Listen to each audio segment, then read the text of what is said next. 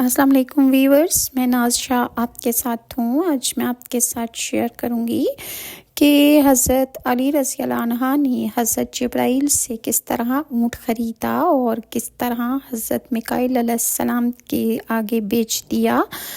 روایت میں ہے کہ حضرت علی اور ان کی اہلیہ سیدہ فاطمہ الزہرا اور ان کے شہزادے حسنین کو ایک بار 3 دن کے فاقے کا سامنا ہوا تو حضرت فاطمہ الزہرا نے اپنے ہاتھوں سے کچھ سود کاٹا اور حضرت علی کو دیا کہ اس کو جا کر بازار میں بیچ دیں اور اس سے جو رقم ملے گی اس سے گھر میں کھانے پینے کا کچھ سامان خرید لائیں۔ حضرت علی رضی اللہ عنہ وہ سود لے کر بازار میں گئے اور آپ نے وہ سود 6 درہم میں بیچ دیا۔ ابھی آپ اس کو بیچنے کے بعد ان 6 درہم سے کھانے پینے کا سامان خریدنے کا ارادہ کر ہی رہے تھے کہ آپ کو کچھ غربا اور فقراء ملے کہ جن کی حالت دیکھ کر حضرت علی رضی اللہ عنہ کو بہت دکھ ہوا، تو انہوں نے وہ 6 درہم ان فقیروں کو بطور صدقہ دے دیے اور خود خالی ہاتھ گھر کی جانب لوٹنے لگے کہ جب حضرت جبرائیل علیہ السلام انسانی شکل میں ایک اونٹنی لے کر حضرت علی رضی اللہ عنہ کے سامنے نمودار ہو گئے اور کہنے لگے کہ اے ابو الحسن، کیا تم یہ اونٹنی خریدو گے؟ حضرت علی رضی اللہ عنہ نے فرمایا کہ میرے پاس تو پیسے نہیں ہیں۔ تو بیچنے والے عربی شخص جو کہ جبرائیل تھے انہوں نے کہا کہ علی تم ایسا کرو کہ یہ ادھار ہی خرید لو، اور حضرت علی نے اس اونٹنی کو 100 درہموں کے عوض ادھار خرید لیا اور اونٹنی لے کر چل دیے۔ تبھی حضرت میکائیل علیہ السلام انسانی شکل میں حضرت علی رضی اللہ عنہ کے سامنے ایک عربی کی صورت میں نمودار ہوئے اور حضرت علی سے اونٹنی خریدنے کی بات کہی۔ حضرت علی نے کہا کہ میں نے یہ 100 درہم میں خریدی ہے، تو اس خریدار حضرت میکائیل نے کہا کہ میں اس اونٹنی کو 160 درہم میں خریدتا ہوں۔ چنانچہ حضرت علی اور حضرت میکائیل علیہ السلام کا معاملہ طے ہو گیا اور حضرت علی کو 160 درہم مل گئے۔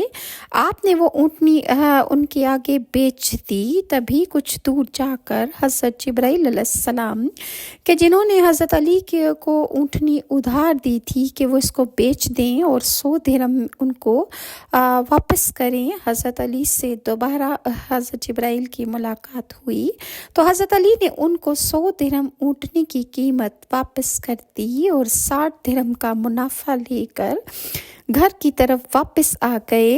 حضرت سیدہ فاطمہ الزہرا نے پوچھا کہ یہ 60 درہم کیسے حاصل ہو گئے جبکہ سود تو بہت تھوڑا میں نکات کر دیا تھا، تو اس کے پیسے اتنے زیادہ کیسے ہو گئے؟ تب حضرت علی رضی اللہ عنہ نے پورا واقعہ انہیں کہہ سنایا اور فرمایا کہ میں نے سود کی قیمت 6 درہم لے کر غربا اور مساکین کو صدقہ کر دیا تو اللہ نے اس کے عوض 60 درہم کی شکل میں 10 گنا بڑھا کر مجھے عطا کیا۔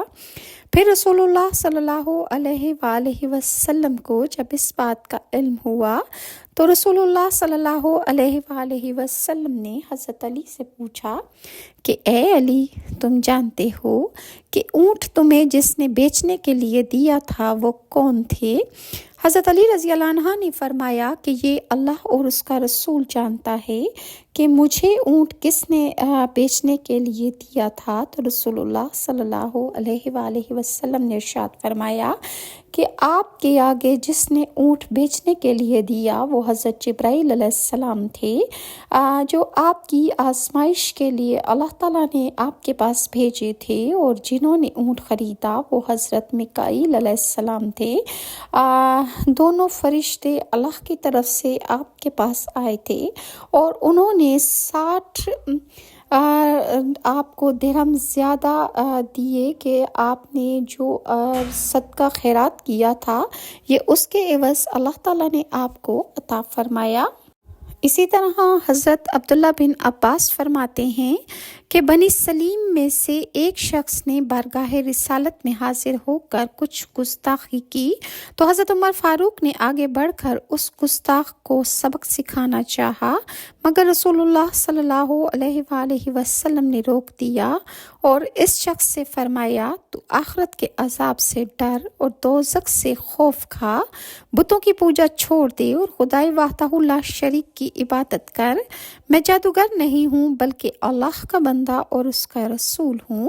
آپ صلی اللہ علیہ وسلم کے حسن اخلاق اور مؤثر کلام سے متاثر ہو کر وہ بت پرست اسی وقت مسلمان ہو گیا۔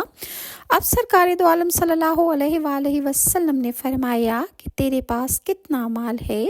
اس نے عرض کی، یا رسول اللہ صلی اللہ علیہ وآلہ وسلم، خدا کی قسم بنو سلیم میں 4000 آدمی ہیں، لیکن مجھ سے زیادہ اس قبیلے میں کوئی غریب اور مسکین نہیں ہے۔ آپ صلی اللہ علیہ وسلم نے صحابہ کرام کی طرف دیکھ کر فرمایا، تم میں سے کوئی ایسا ہے جو اسے ایک اونٹ خرید کر دے دے؟ حضرت سعد بن عبادہ نے عرض کی، میرے پاس ایک اونٹنی ہے، وہ میں اس کو دے دیتا ہوں۔ پھر فرمایا، کون ہے جو اس کا سر ڈھانپ دے؟ حضرت علی رضی اللہ عنہ نے اپنا مبارک عمامہ اتار کر اس کے سر پر رکھ دیا۔ پھر فرمایا، کون ہے جو اس کے کھانے کا اس وقت انتظام کر دے؟ حضرت سلمان فارسی اٹھے اور چند مکانوں پر گئے، لیکن اتفاق سے انہیں کھانے کے لیے کچھ بھی نہ ملا۔ پھر حضرت سلمان فارسی حضرت فاطمہ الزہرا کے دولت خانے پر حاضر ہو کر انہوں نے دروازے پر دستک دی۔ سیدہ فاطمہ الزہرا نے پوچھا، کون ہے؟ عرض کی کہ میں سلمان فارسی ہوں۔ فرمایا، کیسے آئے ہو؟ حضرت سلمان نے سارا ماجرا کہہ سنایا۔ یہ سن کر حضرت فاطمہ الزہرا آبدیدہ ہو گئیں اور فرمانے لگیں، اے سلمان، اس خدا کی قسم کہ جس نے میرے باپ کو رسول بنا کر بھیجا ہے، آج تیسرا دن ہے، گھر میں فاقہ سے ہیں، مگر تم دروازے پر آ گئے ہو، خالی کیسے واپس کروں؟ جاؤ، یہ میری چادر لے جاؤ اور شمون یہودی کے پاس جا کر کہو کہ فاطمہ بنت محمد کی چادر رکھ لو اور تھوڑے سا قرض دے دو۔ حضرت سلمان فارسی حضرت فاطمہ الزہرا کی چادر کو لے کر شمون یہودی کے پاس تشریف لے گئے اور شمون یہودی سے سارا ماجرا بیان کر دیا کہ اس چادر کو بیچ کر فاطمہ الزہرا کس طرح اس نو مسلم کے لیے کھانے کا بندوبست کرنا چاہتی ہیں۔ شمون کچھ دیر اس ردائے مبارک کو دیکھتا رہا اور پھر اس پر اللہ کی طرف سے ایک ایسی کیفیت اس پر طاری ہو گئی کہ وہ کہنے لگا کہ اے سلمان، واللہ یہ وہی مقدس لوگ ہیں کہ جن کی خبر اللہ تعالیٰ نے ہمارے پیغمبر موسیٰ علیہ السلام کو تورات میں دی ہے۔ میں سچے دل سے حضرت فاطمہ الزہرا کے باپ محمد صلی اللہ علیہ وآلہ وسلم پر ایمان لاتا ہوں۔ یہ کہہ کر اس یہودی نے کلمہ پڑھا اور مسلمان ہو گیا۔ اس کے بعد اس نے حضرت سلمان کو جو دیے اور نہایت ادب اور احترام سے حضرت فاطمہ الزہرا کی چادر مبارک بھی واپس کر دی۔ خاتون جنت نے شمون یہودی کو دعائے خیر دی اور جو پیس کر کھانا تیار کر کے حضرت سلمان فارسی کے حوالے کر دیا۔ حضرت سلمان فارسی نے عرض کی کہ اس میں سے کچھ کھانا اپنے گھر کے لیے رکھ لیجئے۔ فاطمہ الزہرا نے فرمایا کہ بس خدا کی راہ میں دینے کی نیت سے منگوایا تھا اور اسی نیت سے پکایا ہے، اب میں اس میں سے لینا درست نہیں سمجھتی۔ حضرت سلمان فارسی کھانا لے کر بارگاہ رسالت صلی اللہ علیہ وآلہ وسلم میں حاضر ہو گئے اور تمام قصہ کہہ سنایا۔ آپ صلی اللہ علیہ وسلم نے وہ روٹی نو مسلم کو عطا فرمائی اور اپنی نور نظر حضرت فاطمہ الزہرا کے پاس تشریف لے گئے۔ دیکھا کہ بھوک سے ان کا چہرہ زرد ہو رہا ہے اور کمزوری کے آثار ان کے چہرے پر نمایاں ہیں۔ آپ صلی اللہ علیہ وسلم نے اپنی پیاری بیٹی کو بٹھا کر تسلی دی اور دعا فرمائی کہ اے اللہ، فاطمہ تیری بندی ہے، تو اس سے راضی ہو جا۔ اسی طرح حضرت فاطمہ الزہرا حضرت علی نے اور ان کی خادمہ حضرت فضہ نے 3 دن روزہ رکھا اور تینوں دن جو کھانا تھا وہ صدقہ کر دیا اور خود پانی پی کر انہوں نے روزہ افطار کیا۔ ایک مرتبہ حسنین کریمین رضی اللہ عنہ بیمار ہو گئے تو حضرت علی رضی اللہ عنہ، فاطمہ الزہرا اور ان کی خادمہ حضرت فضہ نے نظر مانی کہ اگر انہیں شفا مل گئی تو یہ تینوں 3 دن تک روزے رکھیں گے۔ اللہ تعالیٰ نے دونوں شہزادوں کو صحت عطا فرما دی۔ اب نظر پورا کرنے کا وقت آ گیا تو ان مقدس حضرات نے روزہ رکھا۔ مالک جنت قاسم نعمت صلی اللہ علیہ وآلہ وسلم کی لاڈلی شہزادی کے گھر کوئی ایسی چیز موجود نہیں تھی کہ جس سے روزہ افطار کیا جاتا، چنانچہ حضرت علی رضی اللہ عنہ ایک یہودی سے 3 صاع قرض لے آئے۔ حضرت خاتون جنت نے 1 صاع جو پیس کر اس کی روٹیاں بنائیں۔ جب افطار کا وقت قریب آیا اور روٹیاں سامنے رکھی تو دروازے پر ایک سائل نے صدا لگائی اور اس نے کھانے کا سوال پیش کیا اور وہ کہنے لگا کہ اے رسول اللہ صلی اللہ علیہ وآلہ وسلم کے اہل بیت، میں ایک مسکین مسلمان ہوں، مجھے کچھ کھانے کو دیجیے۔ اللہ تعالیٰ آپ کو جنتی دسترخوان سے کھانا کھلائے۔ لہٰذا ان تینوں نے سب روٹیاں اسے دے دیں اور کچھ کھائے بغیر خود پانی سے روزہ افطار کر لیا۔ دوسرے دن پھر روزہ رکھا۔ افطار کے وقت روٹیاں بنا کر جب سامنے رکھیں تو ایک یتیم نے صدا لگا دی۔ انہوں نے وہ روٹیاں اس یتیم کو دے دیں اور خود پھر کچھ نہیں کھایا۔ تیسرے دن پھر روزہ رکھ لیا گیا، روٹیاں بنائی گئیں۔ جب افطار کے وقت روٹیاں سامنے رکھی ہی تھیں تو ایک قیدی نے آواز لگائی تو ان نفوس قدسیہ تینوں نے تیسرے دن بھی روٹیاں اس قیدی کو دے دیں۔ چوتھے دن حضرت علی رضی اللہ عنہ نے حضرت امام حسن اور حسین کا ہاتھ پکڑا اور نبی کریم صلی اللہ علیہ وآلہ وسلم کی بارگاہ میں حاضر ہو گئے۔